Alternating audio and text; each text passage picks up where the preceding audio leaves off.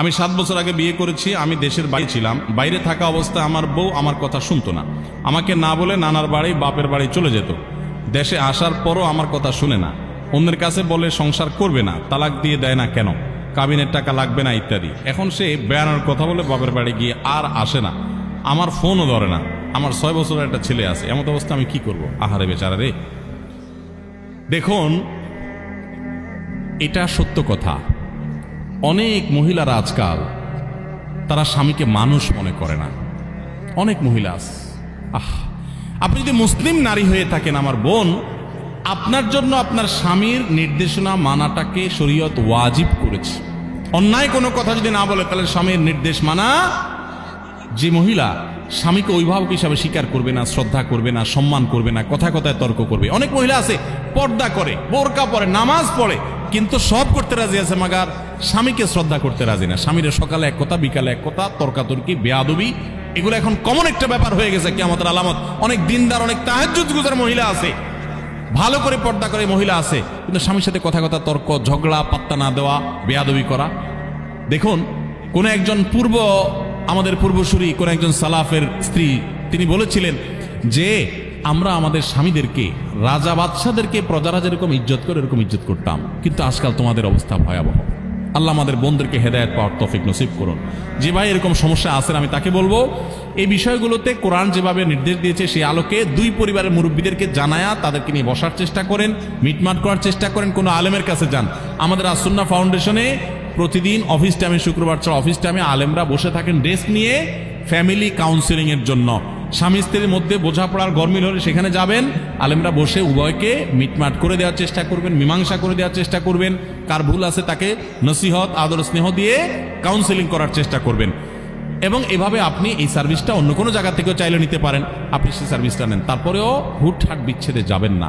এরপরে কোনো পথ না থাকলে একাধিক আলেমের সাথে পরামর্শ করে ঠান্ডা মাথায় ভেবে চিনতে, তারপরে প্রয়োজন হলে তখন বিচ্ছেদের চিন্তা করবেন। তার আগ পর্যন্ত থাকার চিন্তা করেন। আল্লাহ তাআলা এই ভাইয়ের সমস্যা দূর করে দেন, আমরা দোয়া করি। আপনি যদি সবর করেন, আল্লাহ আপনার কাছে আপনি বিনিময় লাভ করবেন। আমি 7 বছর আগে বিয়ে করেছি। আমি দেশের বাইরে ছিলাম। বাইরে থাকা অবস্থায় আমার বউ আমার কথা শুনতো না। আমাকে না বলে নানার বাড়ি বাপের বাড়ি চলে যেত। দেশে আসার পরও আমার কথা শুনে না।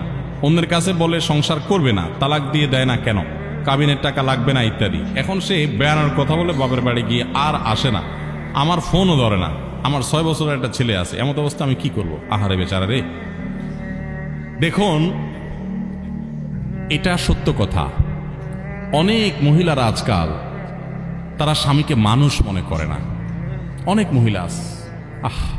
আপনি যদি মুসলিম নারী হয়ে থাকেন আমার বোন, আপনার জন্য আপনার স্বামীর নির্দেশনা মানাটাকে শরীয়ত ওয়াজিব করেছে।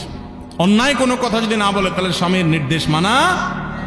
যে মহিলা স্বামীকে অভিভাবক হিসাবে স্বীকার করবে না, শ্রদ্ধা করবে না, সম্মান করবে না, কথায় কথায় তর্ক করবে। অনেক মহিলা আছে পর্দা করে, বোরকা পরে, নামাজ পড়ে, কিন্তু সব করতে রাজি আছে, মাগার স্বামীকে শ্রদ্ধা করতে রাজি না। স্বামীর সকালে এক কথা, বিকালে এক কথা, তর্কাতর্কি, বেয়াদবি, এগুলো এখন কমন একটা ব্যাপার হয়ে গেছে কিয়ামতের আলামত।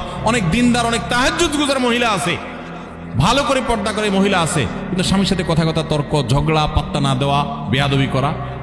দেখুন, কোন একজন আমাদের পূর্বসূরি, কোন একজন সালাফের স্ত্রী, তিনি বলেছিলেন যে আমরা আমাদের স্বামীদেরকে, রাজা বাদশাদেরকে প্রজারা যেরকম ইজ্জত করে এরকম ইজ্জত করতাম, কিন্তু আজকাল তোমাদের অবস্থা ভয়াবহ। আল্লাহ আমাদের বোনদেরকে হেদায়েত পাওয়ার তৌফিক নসিব করুন। যে ভাই এরকম সমস্যা আছেন, আমি তাকে বলবো এই বিষয়গুলোতে কোরআন যেভাবে নির্দেশ দিয়েছে সেই আলোকে দুই পরিবারের মুরব্বীদেরকে জানায়া তাদেরকে নিয়ে বসার চেষ্টা করেন, মিটমাট করার চেষ্টা করেন, কোনো আলেমের কাছে যান। আমাদের আসুন্নাহ ফাউন্ডেশনে প্রতিদিন অফিস টাইমে, শুক্রবার ছাড়া অফিস টাইমে আলেমরা বসে থাকেন ডেস্ক নিয়ে ফ্যামিলি কাউন্সিলিং এর জন্য। স্বামী স্ত্রীর মধ্যে বোঝাপড়ার গরমিল হলে সেখানে যাবেন, আলেমরা বসে উভয়কে মিটমাট করে দেওয়ার চেষ্টা করবেন, মীমাংসা করে দেওয়ার চেষ্টা করবেন। কার ভুল আছে তাকে নসিহত, আদর, স্নেহ দিয়ে কাউন্সিলিং করার চেষ্টা করবেন। এবং এভাবে আপনি এই সার্ভিসটা অন্য কোনো জায়গা থেকেও চাইলে নিতে পারেন, আপনি সেই সার্ভিসটা নেন। তারপরেও হুটহাট বিচ্ছেদে যাবেন না।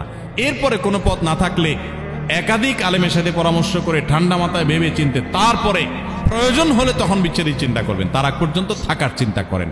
আল্লাহ তাআলা এই ভাইয়ের সমস্যা দূর করে দেন, আমরা দোয়া করি। আপনি যদি সবর করেন, আল্লাহ আপনার কাছে আপনি বিনিময় লাভ করবেন।